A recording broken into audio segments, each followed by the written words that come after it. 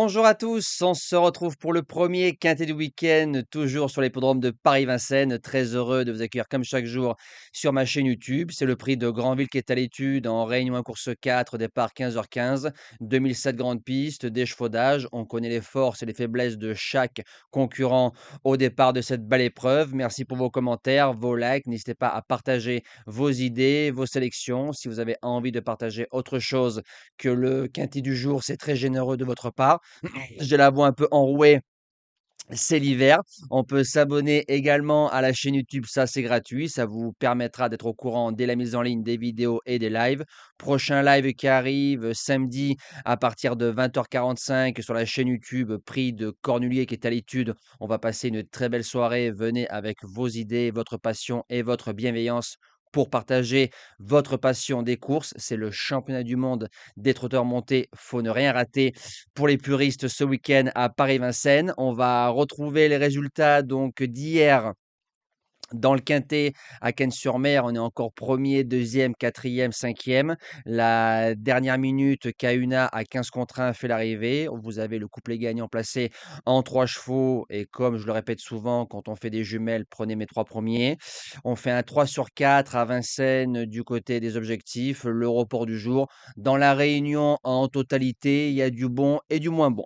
Allez, c'est parti pour la sélection de ce quintet en terre vincénoise.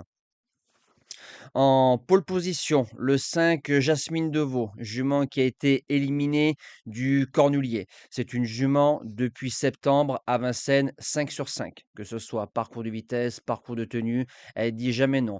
On l'a touchée en septembre, en novembre et en janvier. Il y a 2-3 chevaux pour aller devant. Donc ça c'est très bien, ça va décanter la course.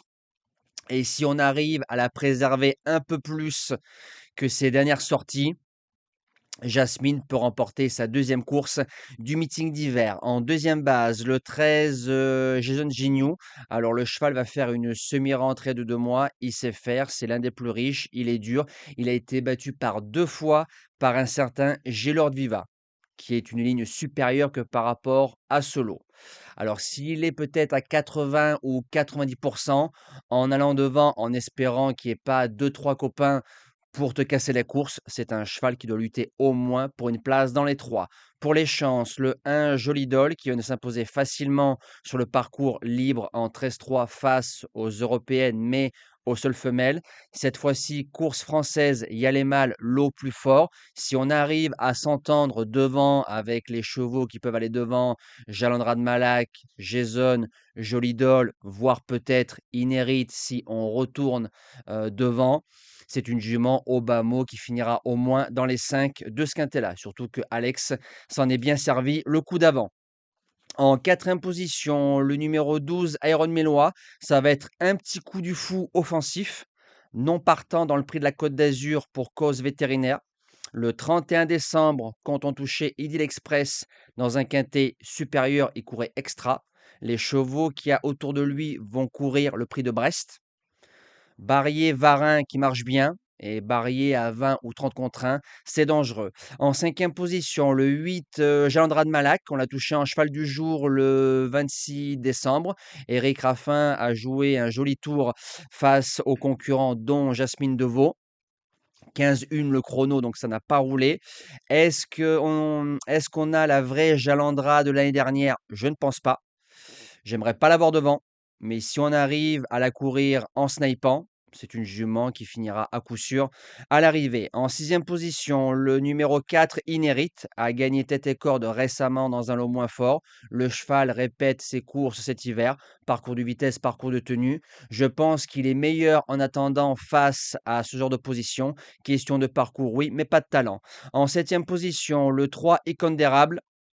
Ça fait 2 fois que la fille de Reddy Cash a pris un mur dans des lots bien composés. Faut la courir off, elle peut pas aller devant, mais le jour où c'est que ça va s'ouvrir, ça va faire mal. Et je termine en huitième position, peut-être un peu loin pour certains. J'ai longuement hésité entre Icar du Béryl et Iron du Gers. J'ai laissé Iron sur la forme du cheval. Il va affronter un lot supérieur que par rapport au lot qu'il a couru. Peut-être un peu plus tranchant par cours de vitesse.